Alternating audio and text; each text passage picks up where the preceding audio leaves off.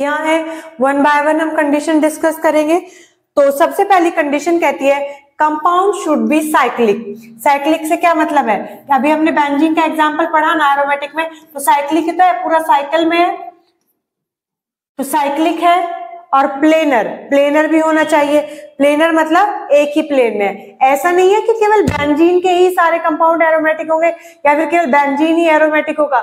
हम कुछ और कंपाउंड भी पढ़ेंगे अदर देन द बेंजीन, या बेंजीन के डेरिवेटिव से अलग भी हम कुछ कंपाउंड पढ़ेंगे जो बेंजीन के नहीं है या फिर उनमें 6 कार्बन नहीं है बट स्टिल उसमें एरोमेटिक कैरेक्टर है। जब मैं एग्जांपल डिस्कस करूंगी तब बताऊंगी, ठीक है। तो फिलहाल आप लेके चलो कि बेंजीन में एरोमेटिक कैरेक्टर है, बट केवल बेंजीन में ही नहीं और भी ऐसे कई कंपाउंड है जिनमें एरोमेटिक कैरेक्टर होता है।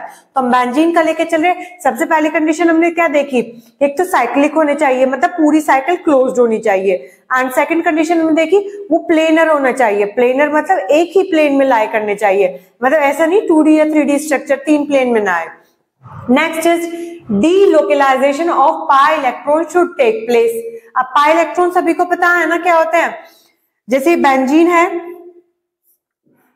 और ये जो मैं यहाँ पे डबल बॉन्ड बनाती हूं, ये जो डबल बॉन्ड के जो ये हर एक बॉन्ड 2 इलेक्ट्रॉन से मिलके बना होता है। तो ये जो यहाँ पे डबल बॉन्ड आया, तो जो एक ही सिंगल बॉन्ड है ये सिग्मा, और जो ये पाई बॉन्ड, ये जो दूसरा डबल बॉन्ड आया इसे कहते हैं हम पाई बॉन्ड।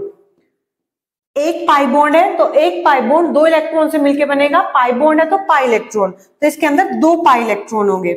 इसी तरह से 2 पाई इलेक्ट्रॉन यहां और 2 पाई इलेक्ट्रॉन यहां, तो टोटल पाई बॉन्ड हमारे पास यहां कितने हो गए, 3 पाई बॉन्ड हो गए बेंजीन में, और टोटल 6 पाई इलेक्ट्रॉन हो गए, ठीक है। तो यहां एक वर्ड है डीलोकलाइजेशन। मैंने एक लेक्चर और करा रखा है आपको, localised electron and delocalised electron. जब हम पढ़ते हैं डीलोकलाइज्ड इलेक्ट्रॉन, जिसको भी वो लेक्चर नहीं देखा तो आप पहले उसे देख लेना।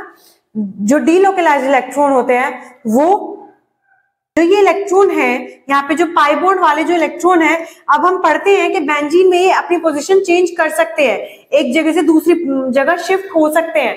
तो इनका एक जगह से दूसरी जगह मूव करना ही कहलाता है डीलोकलाइजेशन। तो डीलोकलाइजेशन हो जाएगा।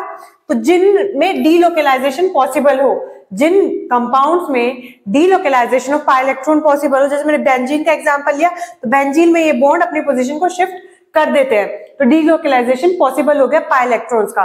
तो सेकंड कंडीशन भी फुलफिल हो गई। And the third condition is compound should ओबे हकल रूल, या तो हकल रूल कह दो या फिर इस रूल का दूसरा नाम है 4n+2 पाई रूल। इस रूल को फॉलो करे। 3 कंडीशन बताइए मैंने।